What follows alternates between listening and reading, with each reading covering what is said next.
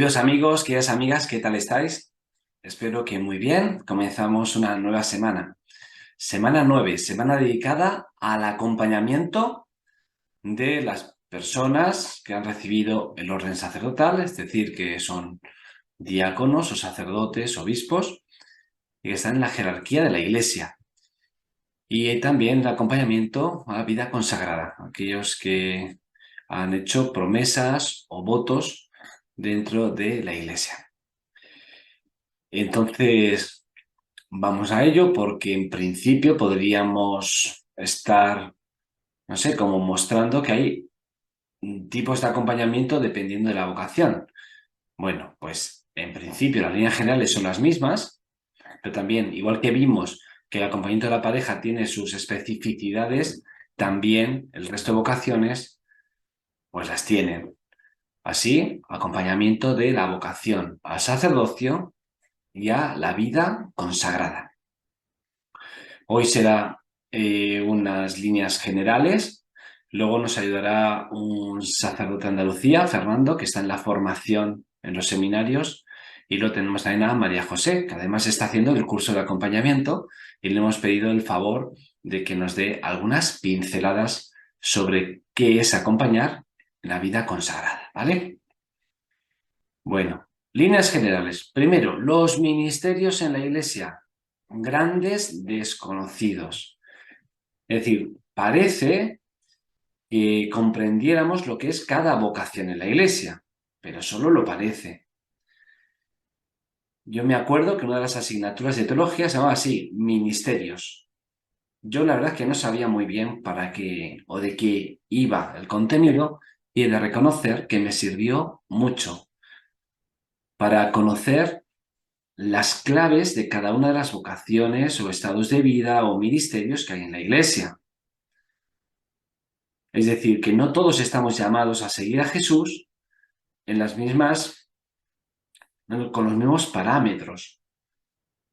Por lo tanto, en el acompañamiento, para ser respetuosos con la vocación de cada persona, con su estado de vida, hemos de conocer lo que a un sacerdote le hace ser sacerdote o por qué se hace sacerdote, qué le está pidiendo Dios como sacerdote, que es diferente a lo que me pide a mí como casado, matrimonio, y diferente a lo que a una religiosa o a un monje le está llamando mediante la vida consagrada. Es cierto que a priori es más fácil acompañar a personas de nuestra propia vocación o estado de vida. ¿Por qué? Pues porque conocemos más las claves, sabemos las estrategias, podemos conocer los diablos que la amenazan, pero por otro lado, hoy en día en una iglesia sinodal estimamos que el ministerio del acompañamiento se puede dar en cualquiera de esas vocaciones y que en ocasiones dejarte acompañar por una persona de diferente vocación a la tuya puede darte una visión interesante, un poquito como que desde fuera. Por lo tanto, puede objetivar mejor ciertas cosas o sentirse con libertad para decirte otras, o por lo menos escuchar de otra manera y orientar de otra manera. Pero bueno, por si acaso nosotros que estamos haciendo el curso de acompañamiento, alguna persona de otra vocación nos requiriese, nos pidiera acompañarle, ahí van algunas claves de la vida sacerdotal.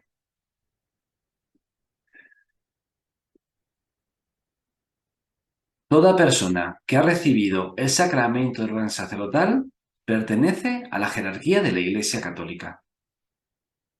Por lo tanto, diáconos, que es como la antesala de ser presbíteros o curas o sacerdotes, y algunos de ellos son consagrados obispos. Por lo tanto, dentro de la jerarquía encontramos estos tres niveles, por llamarlo así. La misión de todos ellos se concreta en pastorear. Son pastores, es decir, son líderes de comunidades.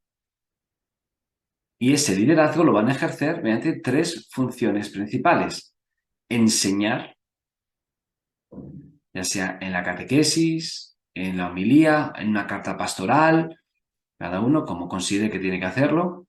Santificar, es decir, ofrecer esa gracia de Dios por medio de la liturgia, los sacramentos, los sacramentales, gestos, signos celebrativos en los ritos.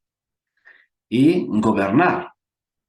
Y el gobierno lo hacen por medio de la generación de estructuras y líderes que posibiliten la buena marcha de la comunidad.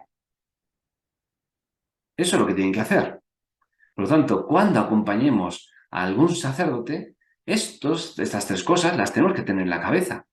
¿Por qué? Porque serán posiblemente aspectos que salgan en el diálogo y que si no salen, deberían salir. ¿Por qué? Porque son como sus tres misiones principales, ¿vale? Ojo que aquí, como veis, no están los religiosos ni las religiosas, salvo que algunas congregaciones de religiosos sean, además, ordenados como sacerdotes. Algunas líneas del acompañamiento de los sacerdotes hoy en día. Habrá que acompañar el liderazgo, porque son pastores ante todo. Claro, pero ¿a qué huele el pastor? Un pastor debería oler, como dice el Papa Francisco, a oveja. Es decir, pastores que nunca, jamás están con sus fieles, con su pueblo, con su comunidad, en principio es extraño. Cierto que a lo mejor han podido recibir alguna misión, imagínate, en un dicasterio en el Vaticano, y que su trabajo es más de oficina. Bueno, pues puede serlo, ¿no? Pero en principio, los diáconos sí, los presbíteros y los obispos han de estar con los fieles, son pastores. Su esposa, por llamarlo así, entre comillas, es su iglesia local. ¿A qué huele el sacerdote que acompañas? Segundo, en la iglesia actual se habla de una iglesia en salida. Nuestros pastores han de liderar las comunidades para sacarlas metafóricamente de las sacristías.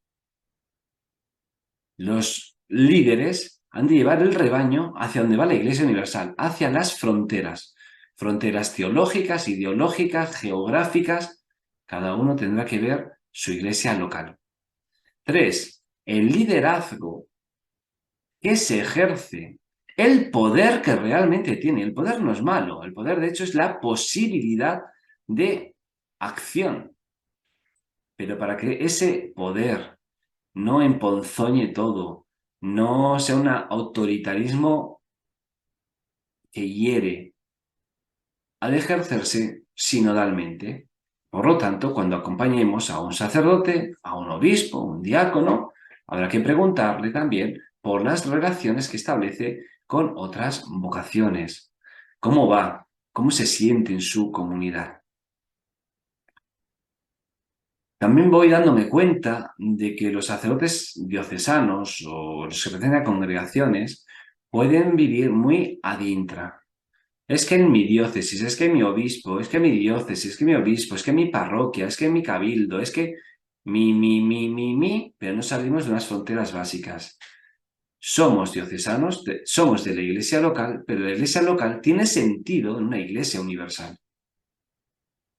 Porque si no, estaríamos cerrando y eso puede oler un poquito a secta. Y por último, habría que ir orientando a los sacerdotes a que realmente quien da la vitalidad es Cristo. Ellos ya lo saben, ellos lo predican, ellos tienen la posibilidad y la misión de celebrar la Eucaristía, de presidir la Eucaristía. Pero es que a veces están presidiendo tanta cosa que pudiera dar la sensación de que más que arraigados en Cristo, están arraigados en un funcionariado religioso. Mucho estrés y mucha personalidad múltiple, porque en una reunión lo hacen de catequista, en otra reunión están con el obispo y están ahí escuchando, en otra reunión están con el alcalde del pueblo, en otra reunión, entonces, pues sí, eso hay que hacerlo. Pero si no tengo la serenidad suficiente de situarme desde Cristo, puede que acabe haciendo muchas cosas santas y buenas, pero a lo mejor no lo que Dios desea de mí. Pues nada, algunas claves. En cuanto a la vida consagrada, solo una cosa muy sencillita, recordar que son de estado laical, en el sentido de que no son jerarquía de la Iglesia. Ellos han hecho una apuesta, una alianza, un vínculo, unas promesas, unos votos, normalmente, pero no en todas la vida consagrada es así, ¿eh? Son pobreza, castidad y obediencia. Algunas órdenes o congregaciones tienen un cuarto voto.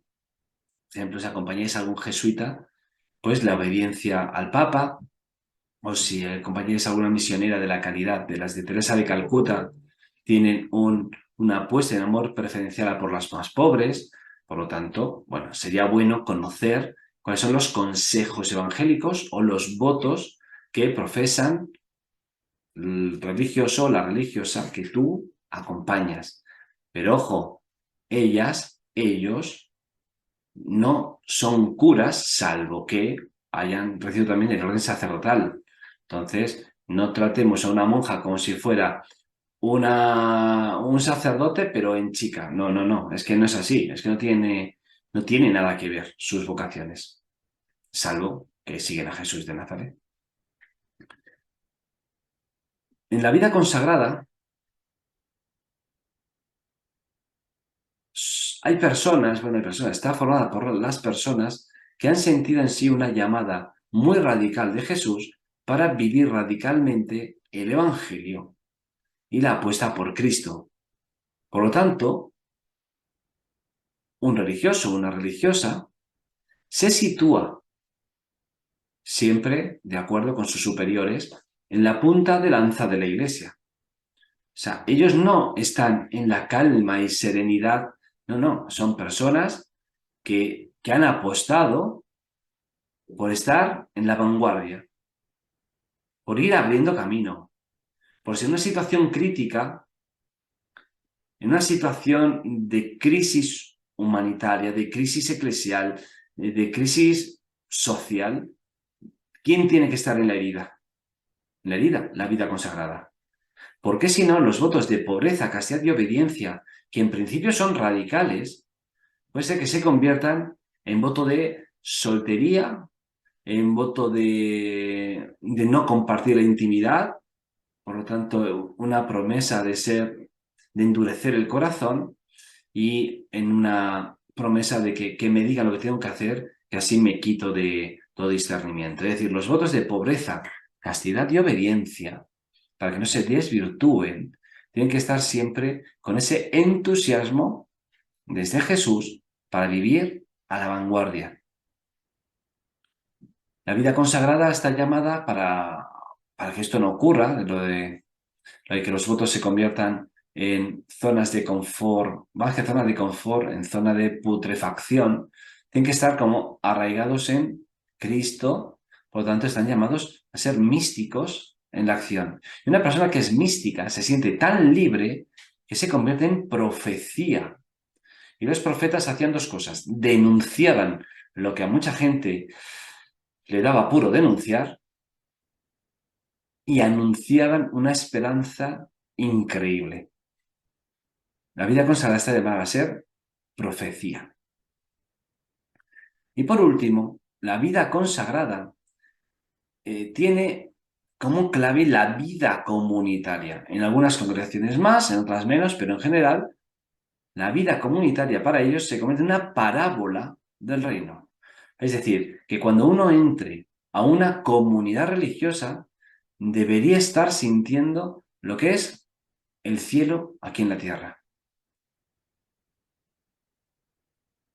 Entre ellos debe haber tanto amor, tanta comprensión, tanta ternura, tanta amabilidad, tanto deseo de que les vaya bien a los demás, tanto cuidado, tanta sensibilidad y, no sé, tanta alegría con las alegrías de los otros, tantas lágrimas por las lágrimas de los otros, que uno viviendo en esa comunidad o percibiéndola, debería emocionarse porque ahí está una parte del reino.